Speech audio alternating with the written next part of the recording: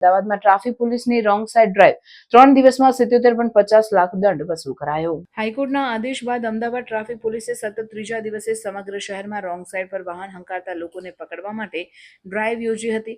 શહેરના 14 traffic police સ્ટેશનનો staff સવારથી લઈને મોડી સાંજ સુધી રસ્તા ઉપર ઉતરી પડ્યો હતો.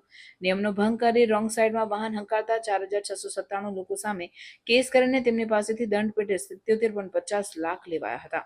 શહેર ટ્રાફિક પોલીસના સંયુક્ત પોલીસ કમિશનર એન ચૌધરીએ જણાવ્યું કે શહેરમાં માર્ગ અકસ્માત રોકવા અને ટ્રાફિકના નિયમોની અમલવારી કરાવવા માટે છેલ્લા 3 દિવસથી ડ્રાઈવ ચાલી રહી છે. રોંગ સાઇડમાં વાહન હંકારતા 4697 લોકોની સામે કાર્યવાહી હાથ ધરાઈ હતી અને તેમને ટ્રાફિકના નિયમોનું પાલન કરવા સમજ આપીને તેઓને સ્થળ પર જ મેમો આપીને 77.50 લાખ દંડ પેટી લેવાયા હતા.